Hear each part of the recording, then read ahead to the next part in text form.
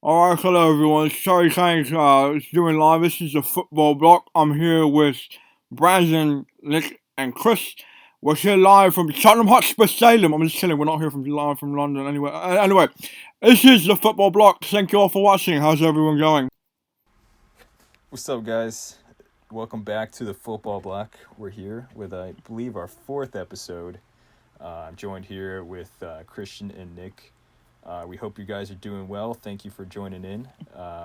Today we're going to do a World Cup nostalgia kind of thing. We're going to go through our best and worst moments. So without further ado,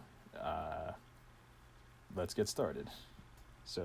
Mate, you're still trying to steal something other besides goals, trying to steal this intro. Anyways, here we go. I think Chris is up first. Thanks, Harry. All right, thanks, Harry. Yeah. So the first thing that I want to go ahead and say is the best World Cup moment. Honestly, 2002, the World Cup in Korea, Japan, probably my best, most favorite World Cup because it's the first one that I actually remember. I was born in '96, so I remember the '98 one kind of a little bit, but not really. So the 2002 one marked the first one where I was actually into it, and also because it's like the first World Cup that was hosted in Asia.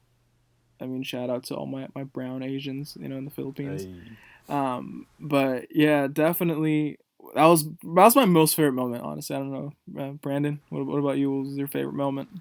For me, my favorite moment is kind of similar to yours. I would say the USA's run in the 2014 World Cup, but more specifically the game against Portugal, the 2-2 draw.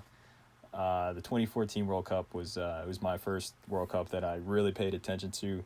I played soccer since I was like a little kid, but I never really watched it on TV. Like if it was on TV, I'd tune in, but I didn't really pay attention to it. But 2014 World Cup, I was around 14 years old, and I started to really pay attention to it, and I was super interested in all the storylines and everything like that. Not only that, the U.S. brought a really good team. They had a great run, and then I just remember specifically the 2-2 draw versus Portugal was such a good game. Because before that, U.S. they were in good form. They beat Ghana.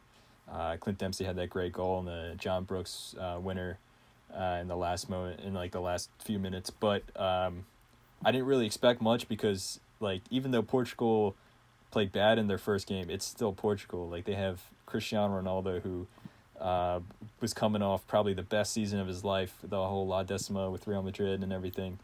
And I thought that like Portugal was just going to wipe the floor with us. But then for a majority of the game, the U.S. was actually the better team. I mean, I remember Jermaine Jones. He had that wonderful curling strike. And then the best moment of the game is when Clint Dempsey scored the winner, or it wasn't. I thought it was going to be the winner. When he made it 2-1 to the USA, he scored with his stomach, like he just like bundled the ball over the line. And that was a great moment for me because I was watching it with my whole family. And then once Clint Dempsey like pushed the ball over the line, my dad like jumped out of his chair and like started screaming, and I was like running around the house like, "Oh, USA, we're beating Portugal!" It was so good. Unfortunately, was Ronaldo had a great cross into the box, and Portugal ended up scoring a header in like the 95th minute. But still, like a 2-2 draw with Portugal, who were one of the best teams. If I remember correctly, they were like in the top 5 of the FIFA rankings. Like it was a historic day for the U.S. And I think it really embodies that USA team under Jurgen Klinsmann. I mean, a lot of people criticize him, but in my opinion, Jurgen Klinsmann was a really good manager. He did some great things at the USA, and the way that team played, they're such a hardworking team. Like they may not be the most technically skilled, but you always knew it was going to be a tough game. Like you were gonna, the U.S. was gonna bunker down. They were going to be really pragmatic. They're getting your face, pressure you, and that's something that the team lacks today. So it's a lot of good memories from that game. All right, my favorite World Cup moment. I have an honorable mention. Belgium 2, USA 1 from the 2014 World Cup. As my hatred of the American men's national team is relatively well documented. I remember I was watching that with my friends, and they're not soccer fans, but they wanted America to win, probably because I wanted them to lose. And when Belgium scored in like, was it second minute or something. I was like freaking out. I was super excited.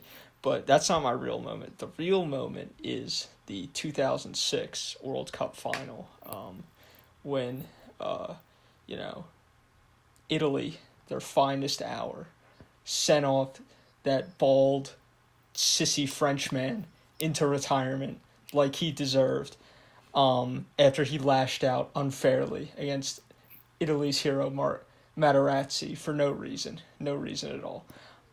But this was like the first moment that I think this is probably even the first soccer game I ever watched. Because I was only like 7, and I didn't care for like 8 years after this. But I remember standing in my parents' bedroom, and like they were getting ready because we had some family function to go to, and me and my dad were like standing in front of the TV, like watching. And then at some point we go downstairs and we're still standing in front of the TV watching, and we see Italy win on penalties. And at first we're kind of stunned. We don't really know like what's going on. It's like, did they win? What kind of happened? Because I mean, I was 6 and he didn't care about soccer, so we didn't really know the rules.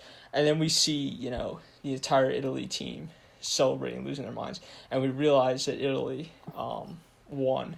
And as coming from Italian ancestry, that was like a big moment, to see like our national team, air quotes, bring it home was a big deal, and that's definitely my favorite World Cup moment so far. So yeah, those are all great moments. I mean, yeah, when the 2006 World Cup was around, I was only like 6. But I really wish that I paid attention to soccer, because, such a good World Cup. 2002 as well, although, I was such a little kid, I didn't really like retain information back then. So, anyway, we're going to move on to our worst World Cup moments. So, Christian, if you want to start us off with your worst World Cup moments, you have the floor. Oh yeah. 2014, to sum it up in one word. The opening game, watching Spain against the Netherlands, probably it broke my heart, not because I'm a Spain fan or anything, but mainly because that kind of marked the downfall of Iker Casillas as a goalkeeper.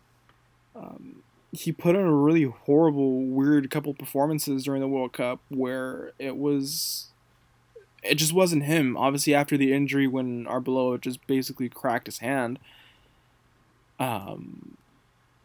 it completely changed him in the ways that, he just wasn't performing well. He was giving up really easy shots and, just punting out balls where it was probably could, just like trademark catch them or something. But that was my worst moment, honestly, because I'm, growing up, I basically grew up being an Iker Casillas fan. Not because I'm a Real Madrid fan, just because, his goalkeeping style, myself being a keeper, it's just how I grew up. And, seeing him kind of like lose his stuff, and then obviously that kind of transition into him being worse at Real Madrid, being sold to Porto, unfortunately him now getting a heart attack and stuff like that, that kind of marked it for me, where it's like, okay, it's the fall of a hero, basically, of the great keeper, the great saint. Yeah, it has a sad moment to it. For me, though, I think my worst World Cup moment was from the last World Cup. It was when Belgium eliminated Brazil. It was, Belgium 2, Brazil 1. And that game, for many reasons, was a terrible moment because, obviously, USA didn't qualify for 2018. So I was rooting for a few different teams. But Brazil was like my top team I was rooting for. Ever since I was a little kid, Brazil was like, other than the USA, the national team that I always rooted for. I loved the way they played. They have so many great classic players. And then in 2018, they had a great team. Neymar is one of my favorite players. And then Gabriel Jesus as well. Alisson, Dani Alves didn't go. But and then Paulinho as well, Barcelona legend, of course. So that team was it was stacked. And not only that, they weren't really playing to their potential. They weren't playing to their best. But neither was any other team in the tournament. So it was basically Brazil's tournament to take. Like it was theirs. You know, they were the favorites at that stage, and then they just couldn't do it. You know, and the worst part was it wasn't even really like their fault, I guess, if you want to put it like that, because they didn't play bad for them. They were the better team for a majority of the game, but there was like a 15-minute period where they just lost the plot. Like they dominated the opening half, like the very beginning. They hit the post. Thiago Silva had like a shot that hit the post. And then out of nowhere, Belgium got a corner. They sent in the corner, and then the ball like deflected off of Fernandinho's elbow. And then next thing you know, Brazil are 1-0 down, and they're scrambling for an equalizer. And then Belgium had a quick counterattack, and then De Bruyne scored like an absolute missile into the corner. And then next thing you know, it's 2-0 down, and Brazil's like, oh no, like we could actually get eliminated. And then it just angered me because they played like so much better than Belgium. Like Belgium was hanging on for dear life. Courtois was making save after save after save. And Brazil eventually did get one back. I mean, ironically from Renato Augusto. But it's just still like, I just was like, if like, and not only that, like all the teams I was rooting for were eliminated up until that point, especially Uruguay. I was like, I love the way they played. I was really hoping that they were going to go far, and they got eliminated on the same day that Brazil got eliminated. And then all the teams that were left were teams that I hated. So I was like, oh, like there was even like after Brazil got eliminated, I was like, I debated whether or not to even watch the rest of the World Cup. I was so angry. Eventually I was like, all right, like it's the World Cup. I mean, even if I don't like any of the teams, I got to watch it still. You didn't like Croatia? So, I mean, I don't know. They just kind of annoyed me. I'm like, they just, not only that, they beat Messi's Argentina pretty bad. So I was like, come on. So, but I mean, yeah, I was rooting for a lot of different teams because the U.S. wasn't in there. I was rooting for like Argentina because Messi. I really wanted to see Messi do well. And then like I said, Brazil, like other than the USA, they're like my favorite national team. So, and then there was a few underdog teams that like I wanted to do well, but still like literally all my teams that I was rooting for either didn't play well just off the bat, or they did play well, they just didn't. They got unlucky or whatever, like injury problems to important players, or just got matched up against a team that was much better than them or whatever. So, yeah, I mean, even as like someone who supports the Brazilian national team, the 2014 World Cup, even though they got absolutely humiliated, it wasn't as bad in my opinion. In my personal opinion, obviously for the people of Brazil, it was much worse. But for me, it wasn't that bad because like I didn't care as much about like soccer yet. I was still relatively a neutral fan. So I was like, oh, it's a shame that Brazil lost. But I remember I didn't even finish watching that game. Like once Germany scored the 5th goal, like I turned off the TV and like went shopping, grocery shopping with my mom or something. Like because I was like, this is not even like a competition anymore.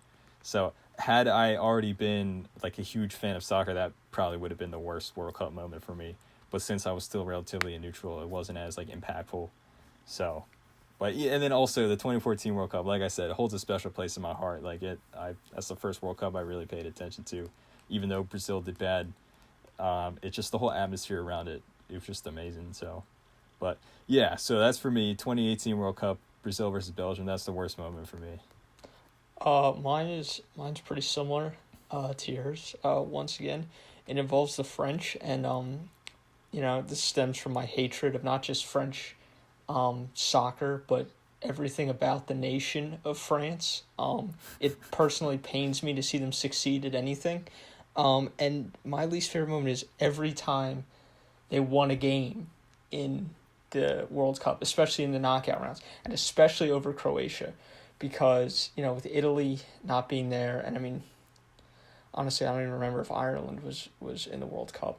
But if they are, I mean, they're just going to kind of be there just to be there. They're not going to make any noise. But without Italy, I was like, all right, whoever the underdog is, I'm going to pull for them. And, Iceland wasn't really viable. And it looked like Croatia was looking to be a viable underdog to actually win the World Cup. And for Croatia to make it and then lose to France, perhaps the only national team I detest more than the United States, it hurts. For me, it hurts to see, the French succeed just at anything. So I'd have to say that was my least favorite World Cup moment. Is seeing them win, especially over the team that I, for that tournament, adopted. No, yeah, definitely. I agree. I mean, that final against Croatia, that annoyed me so much. Not necessarily because, France is a team that I don't really like. I mean, they just annoy me. But this version of France was, I hated it even more so because they didn't play well, yet they won the World Cup. They didn't play well there. I mean, Croatia, not that I don't think they were, wiping the floor with teams or anything like that, but they were a much more hard-working team, and they outplayed France for majority of that game, especially the first half. France, they opened the scoring with an own goal, it was a completely out of nowhere own goal, and then the other goal they scored was a penalty, which in my opinion shouldn't have been given. It was kind of it was a handball, but his hand, it was on Perisic. I think his hand was by his side. It wasn't really a clear handball, and then this stat, it is a crazy stat. If I remember correctly, at the end of the first half, Croatia had way more possession and I think 7 shots on goal. France literally had one shot, not just a shot on goal, just one shot the entire half, and it was the penalty from Griezmann. So I was yet they were leading 2-1. So I was oh, this is crazy. Yeah, and it was. I mean, it had a lot to do with that it seemed like France has this, a team that can, be at the top for a while, and it looked like this is Croatia's only opportunity, because even though they had a great team, I at least I think it was a great team, a lot of the guys were old, they didn't have a lot of young talent like the French did, but I, just seeing, France, I mean, it was nice to see them lose on home soil in the Euros. Granted, I would have preferred if Portugal didn't win, but 28, everything about the 2018 World Cup, except for when Croatia beat Russia on penalties. I was sick, but yeah, basically everything about the 2018 World Cup is my worst World Cup moment. I was rooting for Russia because they're the host nation. I wanted to see them do well. Not only that, everyone was ragging on Russia, saying they're trash, they're not going to do anything, and I don't know. I think they were the lowest ranked nation going into the World Cup, which is stupid because you really think that Tunisia and Saudi Arabia are better than Russia, but I was actually rooting for them against Croatia in that quarterfinal. But no, Croatia played well in that. It was a really good game. Both teams really put their heart and soul into that. Yeah, I remember I was late to work because I was sitting in my car listening to the penalty shootout, and I had the Yahoo Sports app open as well. So I kept refreshing it to see who scored, if someone scored or missed the penalty, to see if it would come in faster than the radio relay. But yeah, that was a highlight of. I'd say that was probably the highlight of the World Cup for me. For my opinion, I think the best moment of the 2018 World Cup. Now, of course, I'm biased here, but the Argentina's 2-1 win over Nigeria. I thought that was, in my opinion, that was the best moment of the World Cup because it was just such a roller coaster of emotions.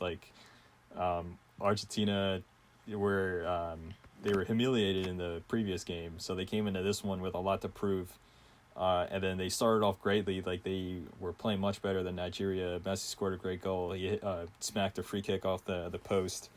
But then in the second half, Victor Moses scored a penalty, which, again, I don't think it was Mascherano, pulled the guy's shirt or something in the box. But it was, barely anything. I was like, dude, come on, you're going to give that as a penalty.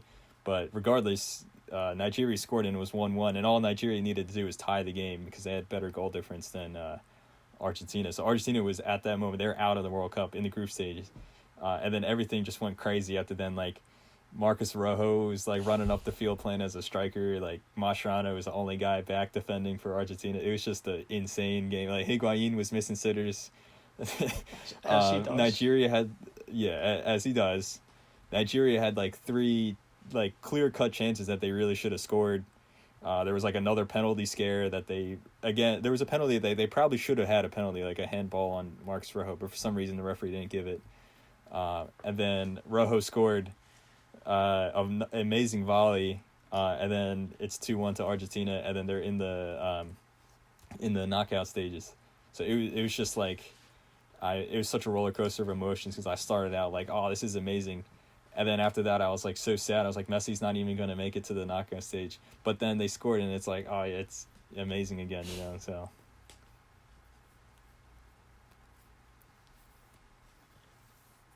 But, yeah, I mean, I don't know. In my opinion, the 2014 World Cup was much better than the 2018 World Cup. Just for everything, in terms of atmosphere. Like, obviously, no disrespect to Russia, but Brazil is like where soccer is. It's like, part of the national identity, It's just the whole atmosphere around. And not only that, like the World Cup song, I don't know. 2014 had so much better the like songs. Like they had a whole album, like the whole World Cup album. Bro, like who 2018 cares about like these World Cup songs? You gotta stop with these World Cup songs, man. Like, bro, it's an important part of that I wouldn't atmosphere. listen to one of those on my own volition if you paid me to. All right.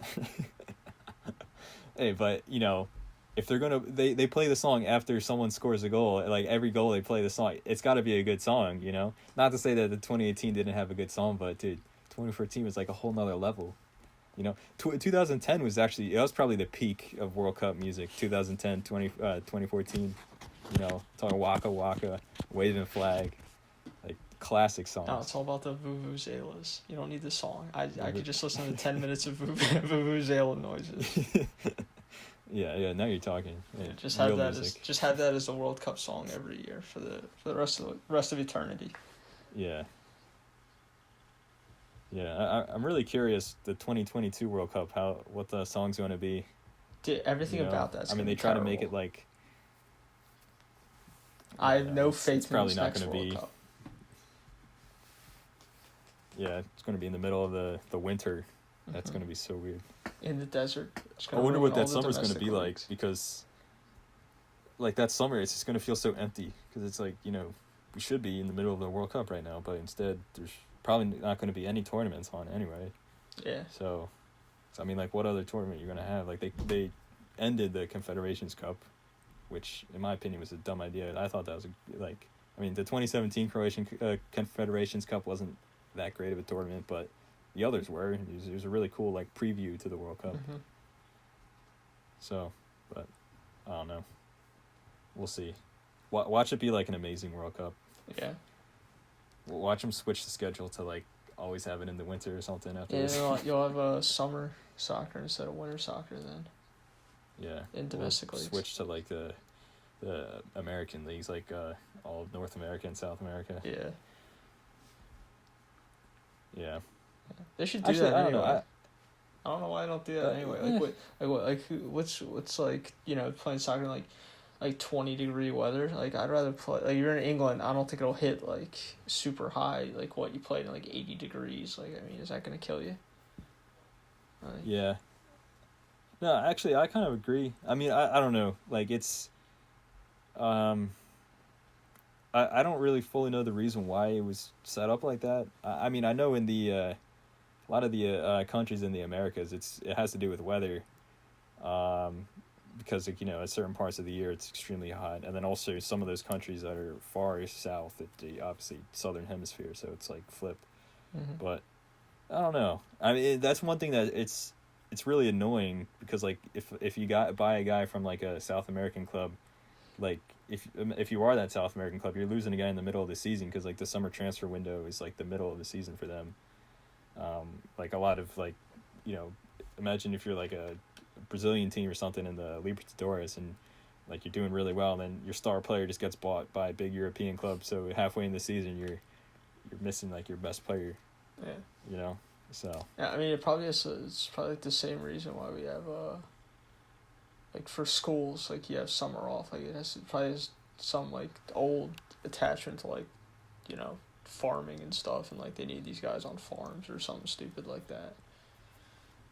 yeah, It's probably but it's probably something like that. That's why they play in the winter instead of the summer, and they just keep it for the sake of tradition. yeah.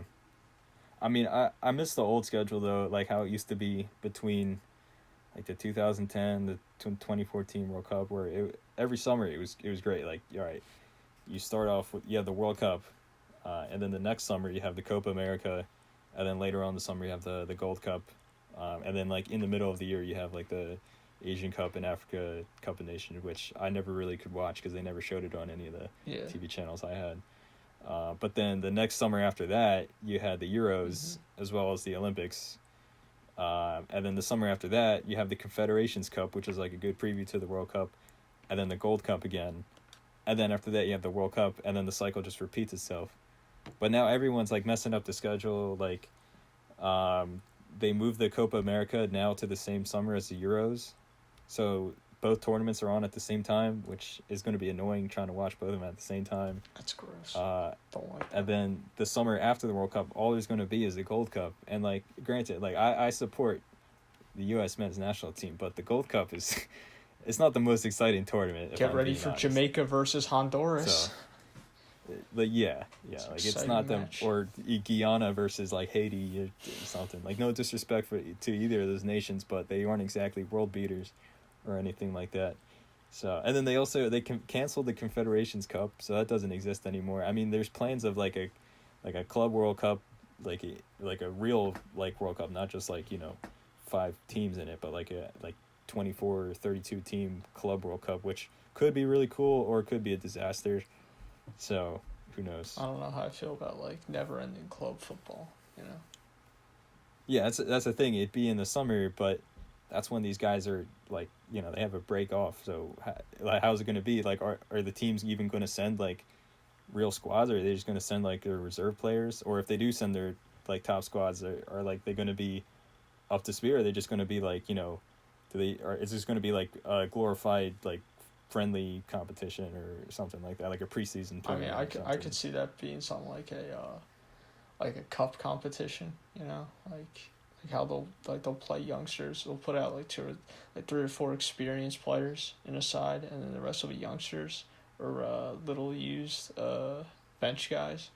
But then that could be a good thing, because you could have a team from a lesser nation win the Club World Cup, because maybe they luck into it, and if Barcelona comes and they'll put like Messi and like 10 kids in the team or something, and they lose, like then I don't know, Hajduk Split could win the Club World Cup, and that could be cool, But I mean, outside of that, I don't know. Yeah, I mean, it will be good for like exposure to like like I don't know much about African clubs or like Asian clubs. Like, it'd be cool to see.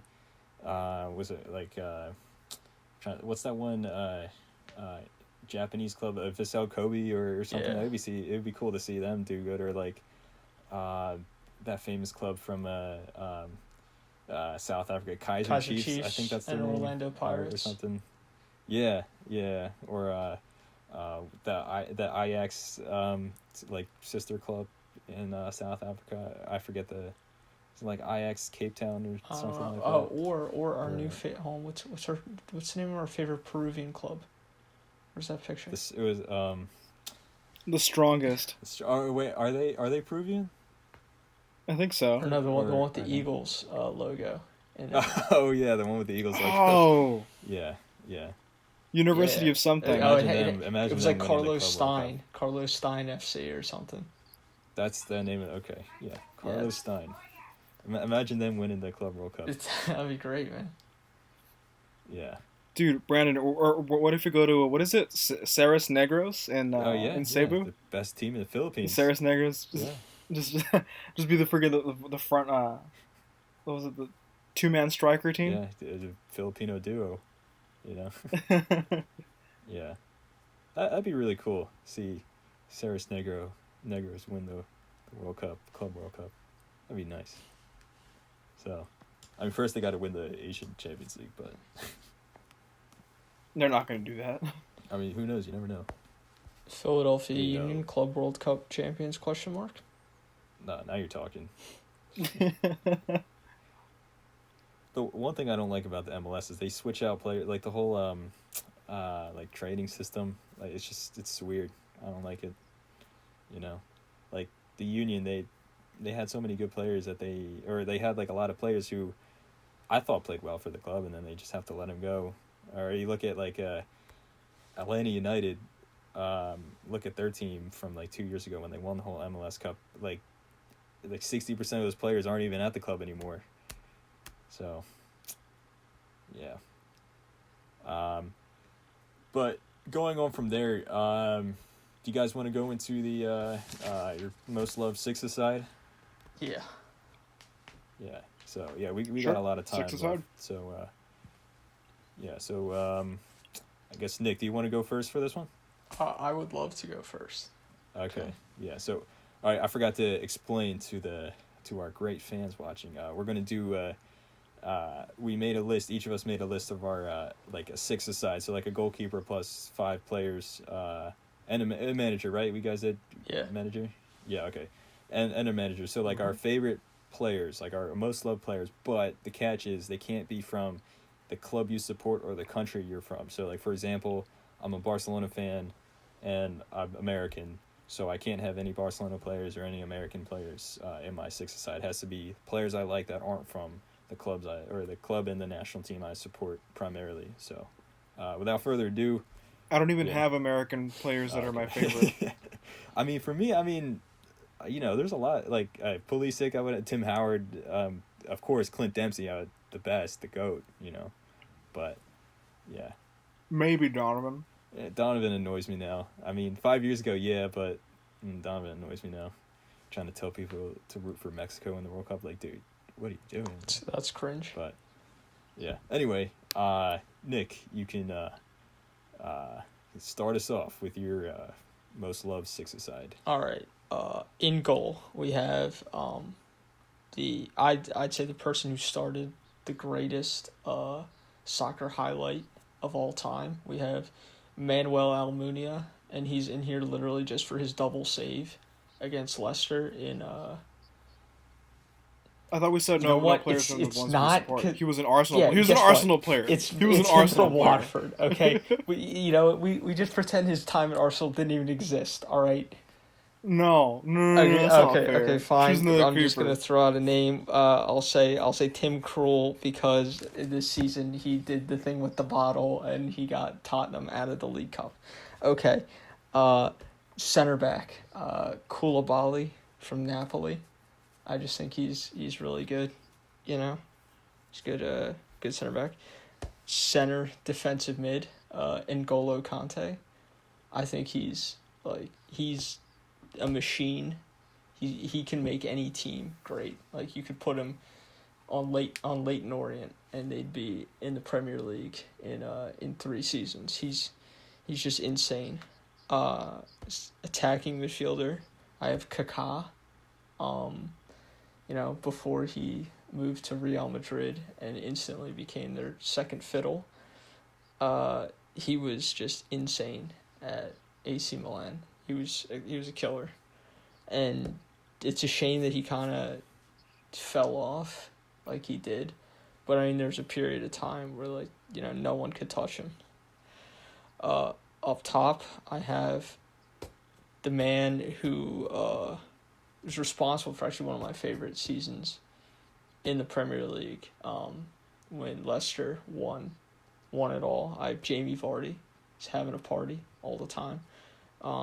Because even though Arsenal came second, and it would be nice if they could have won, to see the little guy win the league is also nice, especially when there's been such a run of Man City and Chelsea and Man United and just all these teams that seem like you can't get by them, and you have a team with the little engine that just comes and wins it all. Yeah, that was nice. And finally, second striker, we have the GOAT, the greatest player in the Premier League today, Troy Deeney, the man who finished off the greatest highlight in the history of soccer, as alluded to earlier. Um, he's great. Troy Deeney's the man. I feel like I would love to have him at Arsenal just to kind of be there and like come off the bench in like the 87th minute and like break some legs and like a London derby or something. But yeah, so Troy Deeney. And then manager, I said earlier that there was only one right answer for manager, and this is the one right answer. And this is the man who has who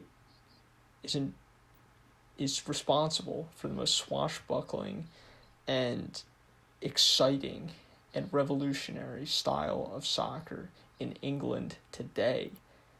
Unai Emery. No. And that is Sean Dyche of Burnley. I love everything this man does. I think his philosophy is great. I love his attitude. I love his voice. I love his bald head.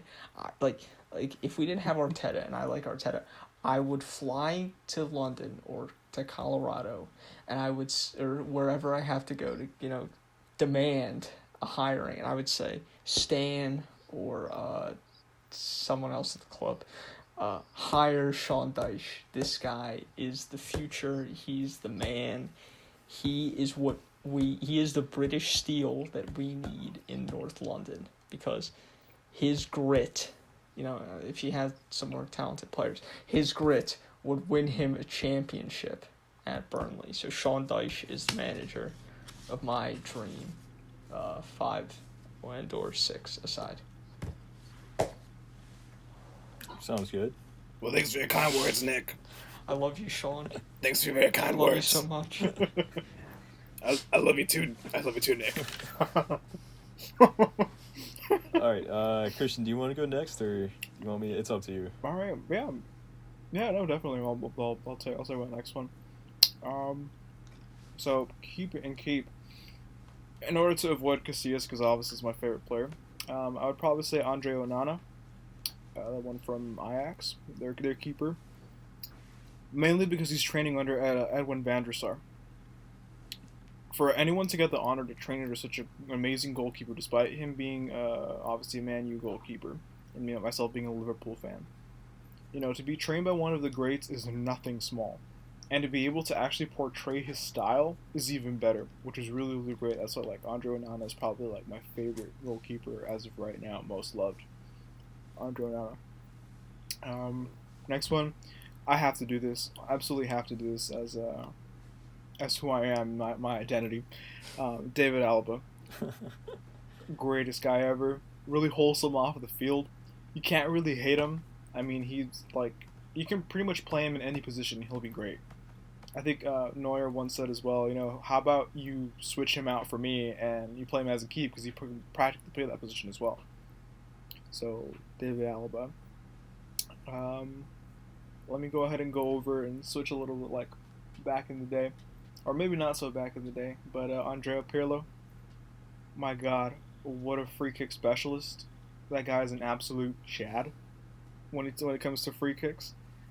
His ability to be so technical and so accurate, and the amount of grace and poise he puts onto his free kicks style, oh my gosh, that kind of drives you crazy, because I know I can't freaking hit free kicks to save my life, but he's amazing, honestly. Really great guy. Next one would be Vincent Kompany. Vincent Kompany is such a strong defender ever since he was at Man City.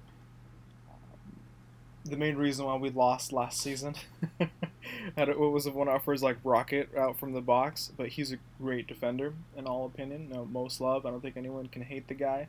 He does what he has to. He goes, he plays, in, out. Pretty great. What is that, 4, right? Around 4? I think so, yeah. Yeah, 4. I think it's 4. Up front, most loved, I would probably say. All right, up front was Moise Kean. Moise Keane hasn't had a lot of opportunity to be in there. I don't really hate him because he's at Everton. Like I saw him at Juventus, and he actually did pretty good. So I feel like people just need to give him some time to be loved, and he will be loved. That's not a Maroon 5 reference, I swear. Um, but yeah. And then last, but certainly not least. Oh my gosh, you guys ready for this? I'm gonna be controversial and include two keepers on this. Alphonse Areola. I just got to. I just absolutely have to. Alphonse Areola is probably one of those keepers that is up and coming. Um, Obviously, to deputize after Hugo Lloris is probably like the best reason to like love him. And the what was it, the U23 World Cup when he was at the shootout, he did so great. I feel like if he can evolve into that, he can become France's number one.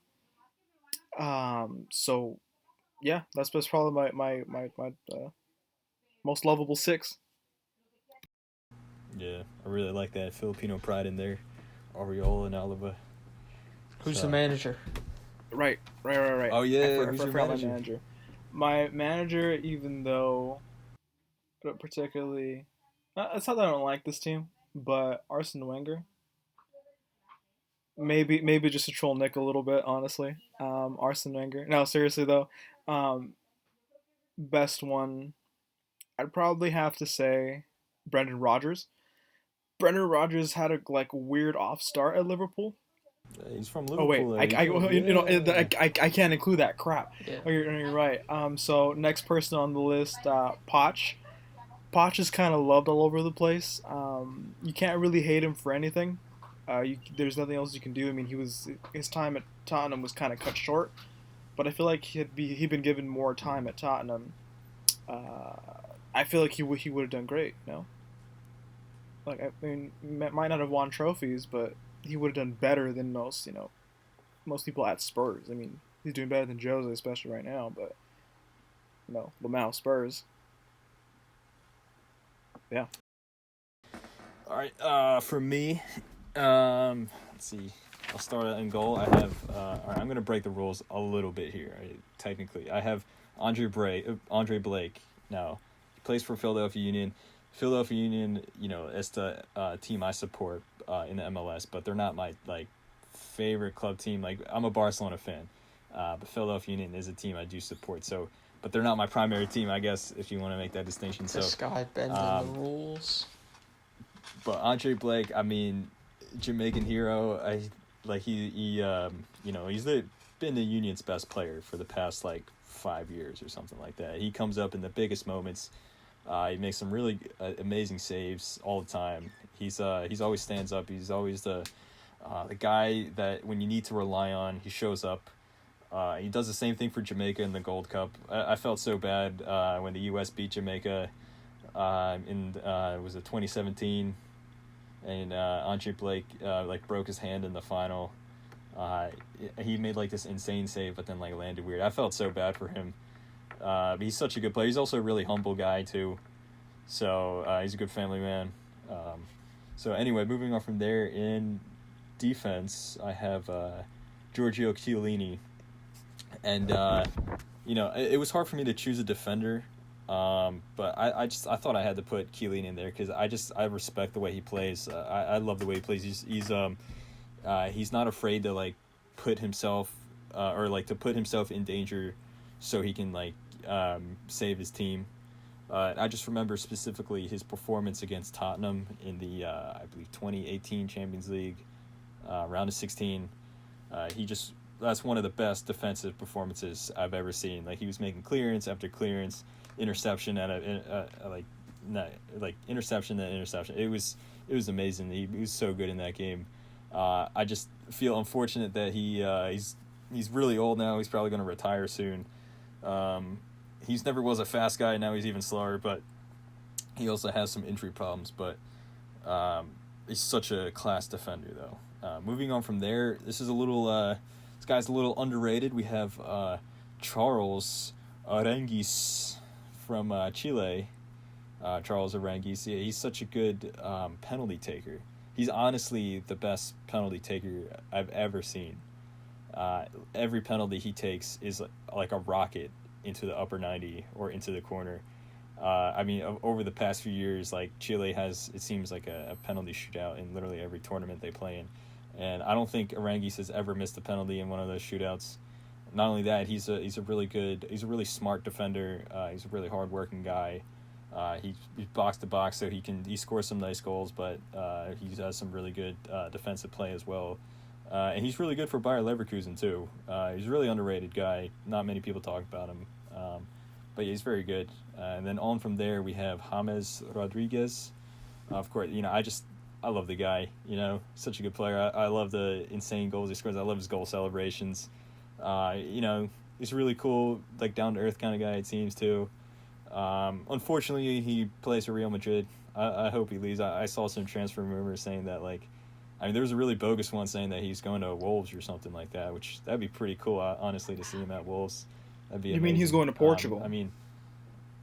Exactly. He's rescinding his Colombian citizenship and becoming Portuguese. But yeah, he was supposed to go to Napoli at the beginning of the summer.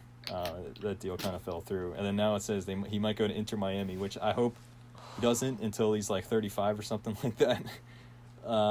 But yeah, I hope he plays for a team other than Real Madrid though, because he's just not gonna, not that I hate Real Madrid because I'm a Barcelona fan, but still he's not getting any playing time there. His talent's being wasted, and he's not getting any younger. So he still has a talent, as he shows for Colombia like every summer, but still. Anyway, on from there, I have Everton, Cebollina. Again, not the most well-known player, but I love the way he plays. He absolutely lit up the 2019 Copa America. He was player of the tournament, in my opinion. Actually, no. Other than Dani Alves, he was the player of the tournament. He was so good. He really stood up in Neymar's spot. He was Neymar's replacement. He really stood up. He scored some amazing goals. And in terms of attacking play, he was easily Brazil's best player. Not only that, he has the great nickname Cebollina because his head looks like an onion. It's like an old cartoon character or something like that. He has a really circular head. He looks like an onion. So not only that, he's also a very humble guy. He's a very faithful guy, very devout. And then lastly, up top, I have the legend, Josef Martinez from Atlanta United. Now I love this guy. I love his personality. He's so funny. And he's just so braggadocious in his interviews. But he's not too serious. He's joking. He's not overly braggadocious to the point where it's cringy like Zlatan. He's just messing around. Not only that, this guy you give him the ball, and it's ending up in the back of the net. He's such a good goal scorer. He had that insane season a few years ago where he broke the MLS record. And that's honestly the best MLS team I've ever saw, the Atlanta United in 2018. And Martinez was a big part of why that team was so good. Not only that, on FIFA, specifically FIFA 18, this dude is insane. I would play as Atlanta United in the divisions or whatever the game mode's called, and I would smash teams just with this Atlanta. I once won a game 7-0. And Josef Martinez scored all 7 goals. So he's probably my favorite player on FIFA, ever. So, as for manager, I almost forgot. I was really torn. I was gonna do either Diego Simeone or Mauricio Pochettino. I don't know. I like Pochettino. I just love his. I love the way how he's able to motivate the players. Same with Simeone. I like them both for similar reasons. They're so good in getting the most out of players, and their tactics are really good. But I think we're gonna have to go with Simeone because I just love that edge to him, that that swagger that he has, of those great suits that he wears, those the all black suits, and then just the way he's so braggadocious in the media. I just love the way the whole cholismo and the machismo attitude. I just love that about him. So, yep, that is my so that's my 6-a-side. This was hard to make. There's a lot of players that I like, but then there was also I was oh, that guy played for Barcelona, or oh, that guy's American. Or I was like, oh no. So yeah, it was kind of hard to make. So Surprised no one picked Peter Crouch. No Peter Crouch. Actually, I was tempted to put him there. I was tempted to put. I couldn't Crouch. pick Peter Crouch. Oh yeah, you can't. I can't pick Peter Crouch because he played like one season for us or something like that. Yeah. Something like that. He was on the 07 team, right? That went to the Champions League final, I think. Yeah, I think so. Yep, sounds about right. Yeah, I couldn't pick Peter Crouch either because he is a Barcelona legend. He won the treble with us in 2015. A little known fact, but he was actually contracted to the team at the time. So loaned back to Stoke, right? Yeah, he was an emergency signing in January. We needed him. A cold Wednesday at Stoke. Yeah. Yeah, and they were like, all right, we got Messi. Messi can't do it in Stoke, but we need a guy who can. So. Yeah, but if we were, the rules were different for me, this would essentially be a Barcelona six-a-side. I just have Messi, Neymar, Suarez up top. Maybe we should probably do our most hated club. Probably Mascherano. Yeah, most hated club, or your rival club. Actually, let's do that. Oh, like your favorite players from the club you hate the most. Or yeah, just in general, like 5-6 aside. Yeah. Yeah. But from your rival club or or your club's most hated or something like that, we can do that. Yeah, or just teams you hate in general. All right. On that note, I think we're going to end it right there. I thought it was a very good episode. We did our best and worst World Cup moments, as well as our most loved six-a-side, minus the players from our teams we support and our national teams we support. So, anyway, thank you for tuning in. Be sure to be up to date. Make sure to subscribe to us on YouTube and follow us on Spotify and everything like that. And stay safe. Thank you for watching. Thank you, everybody. Have a great night, everybody. It's just been Harry Kane.